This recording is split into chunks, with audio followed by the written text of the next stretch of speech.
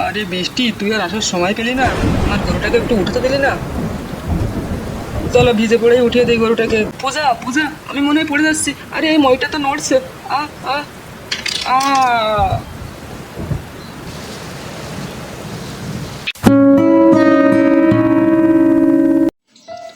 নমস্কার বন্ধুরা, আবারও আমার চ্যানেলে তোমাদের স্বাগত জানাই। বন্ধুরা, এখানে সকাল সকাল পূজা কি করছে চলো দেখে নেই।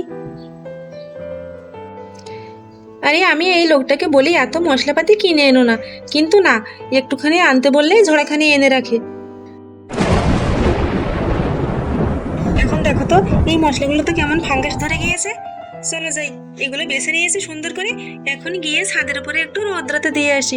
বেশ শুকিয়ে গেলে তখন একটা কাঁচের বয়ামে ভরে রাখবো। চলো। ওদিকে আকাশে বিদ্যুৎও চমকাচ্ছে, কিন্তু রোদও তো আছে। চলো আগে রোদে দিই, তারপর বৃষ্টি নামলে তাড়াহুড়ো করে নিয়ে আসবো ক্ষণে। চলো, ওই তো মইটা ছাদের গায়ে লাগানোই আছে। আমি মইটা বেয়ে ছাদে উঠে পড়ি। যা গরম পড়েছে, নিশ্চয়ই একটু পরে বৃষ্টি আসবে। চলো আমি জলদি করে উঠে পড়ি। আস্তে আস্তে উঠি। মইটা অনেক পিচ্ছিল হয়ে গিয়েছে মনে হচ্ছে। রিঙ্কির বাবাকে বলে একটু পরিষ্কার করে নেব। এই তো উঠে গিয়েছি ছাদে। উফ, অনেক কষ্ট করে উঠেছে। চলো এখানেই নেড়ে দিই এগুলোকে। ভালোভাবে শুকিয়ে গেলে নামিয়ে নিয়ে যাব। ভালোই রোদ পড়েছে। এখন গিয়ে রান্নাঘরের কাজগুলো সেরে নিই, চলো।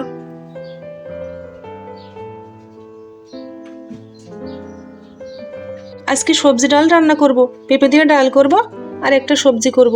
যা গরম পড়েছে, মাছ মাংস আর করব না।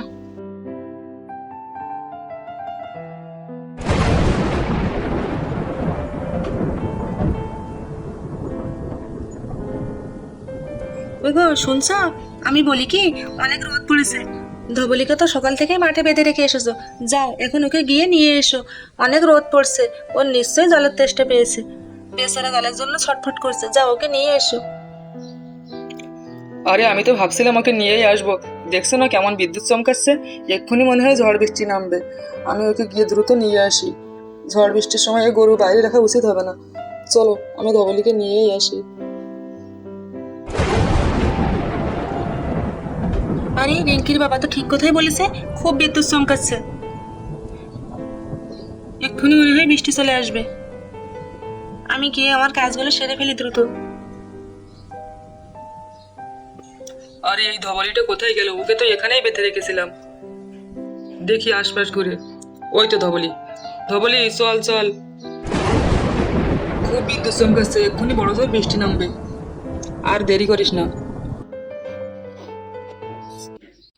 চল চল। কি মেঘটাই না করেছে। আর বন্ধুরা, তখনই বলতে না বলতে বৃষ্টি চলে আসলো।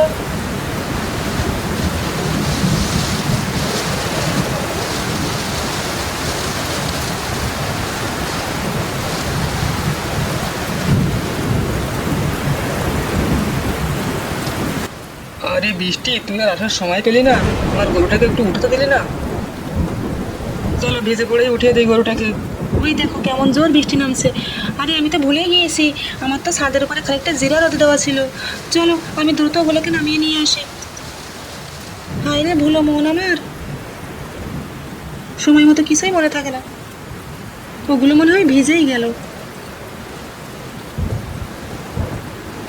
আরে পূজা, তুমি ওদিকে আবার কোথায় যাচ্ছ? দেখছো না কেমন বজ্র বৃষ্টি হচ্ছে? ওগো আর বলো না, ওই তো ছাদের উপরে খানিকটা জিরা রোদে শুকাতে দিয়েছিলাম, সেগুলোই উঠাতে যাচ্ছি। আমার মনে ছিল না গো। তা তোমার এতক্ষণে মনে হলো না? এখনই মনে হলো? চলো যা গিয়ে ভিজে, ওগুলো আর উঠাতে হবে না।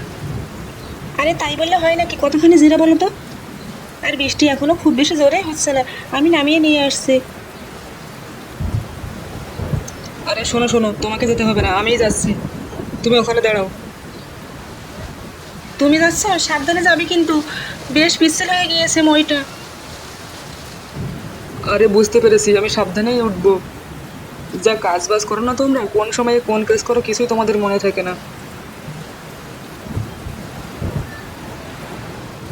এখন বৃষ্টি মাথায় দেখো কি মনে করলো, জিরে রোদে দিতে হলো। চলো, রোদে যখন দিয়ে ফেলেছে ওগুলোকে উঠিয়ে নিই।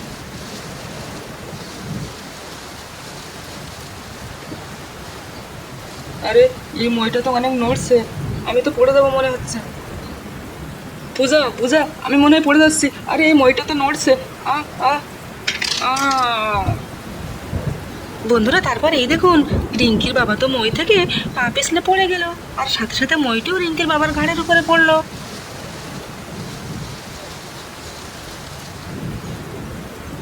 আর তখনও প্রচন্ড বৃষ্টি হচ্ছিল, বৃষ্টি তো থামার নামই করছে না। ওগো ওগো, কি হলো তোমার? তুমি কি করে পড়লে? হায় ভগবান! ওগো শুনছো? তুমি ঠিক আছো? দাঁড়াও, আমি মইটা আস্তে করে উঠিয়ে দিচ্ছি। দেখো, ভালো মানুষটাকে আমি কি করে ফেলে দিলাম। দাঁড়াও দাঁড়াও, মইটা আমি আস্তে করে উঠিয়ে নিই।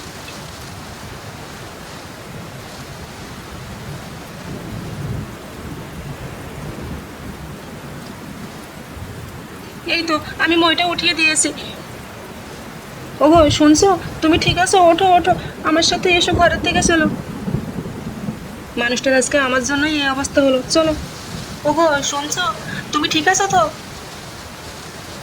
আহ আহ মইটা আমার গায়ের উপর পড়ে গিয়েছে। আমি যদি তোমাকে জিরা নামাতে ছাদে না উঠাতাম তাহলে তো কিছুই হতো না। তোমার কিছু হয়নি তো? তুমি ঠিক আছো তো? ওহো, তুমি কান্না করো না, ঠিক আছে, আমি একটু ছেলে গিয়েছে আর কেটে গিয়েছে। চলো, আমাকে ঘরে নিয়ে চলো। সব আমারই দোষ, আমার জন্যই আছে এই অবস্থা। এই বৃষ্টি মাথায় কেন আমি তোমাকে ছাদে উঠতে গেলাম? সে সে সে, আমার আর কাণ্ডজ্ঞান কবে হবে? আমি লোকটাকে মেরেই ফেললাম। তোমার কি হলো? আরে এই দেখো, মেয়ে মানুষের এই একটাই দোষ, কারণে কারণে চোখের জল ফেলে। তোমাকে তো বলছি আমার তেমন লাগেনি। আমাকে নিয়ে ঘরে চলো, আমার এই রক্তগুলো একটু মুছিয়ে দাও আর মাথায় একটা ব্যান্ডেজ করে দাও, দেখবে ঠিক হয়ে যাব। তোমার লাগেনি বললেই হলো? আমি বুঝতে পারছি না তোমার হাত, কপাল, কোনে দিয়ে রক্ত পড়ছে, কত রক্ত বের হচ্ছে। চলো শিগগিরই এসো, ঘরে চলো। চলো চলো, ঘরের দিকেই যাওয়া যাক। তুমি যাই বলো রিঙ্কির বাবা, তোমাকে আমার এমনভাবে ছাদে ওঠানো ঠিক হয়নি। আমি আগে থেকেই দেখেছিলাম ওই মইটা অনেক পিচ্ছিল ছিল। ও হয়েছে, বাদ দাও তো। আর দেখছো না, এই বৃষ্টিটা থামার নামও নিচ্ছে না। কি জোর বৃষ্টি হচ্ছে, বাপরে বাপ! আমি এমন বৃষ্টি কখনো দেখিনি। যেমন মেঘ গর্জন করছে তেমন বৃষ্টি নামছে। হ্যাঁ, আষাঢ় মাসে বৃষ্টি হবে না, এটা কি কোনো কথা হলো? যার যখন সময় সে তখন তো হবেই, তাই না?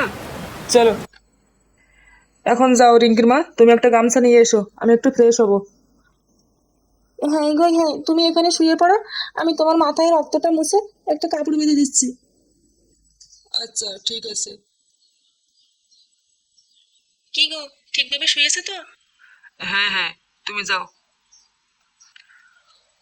আহ রিঙ্কির মাকে তো বলেছি আমার তেমন একটা লাগেনি, কিন্তু বেশ লেগেছে। এই হাড়টা নাড়াতেই পারছি না, আর কপালেও অনেকখানি কেটে গিয়েছে। উহ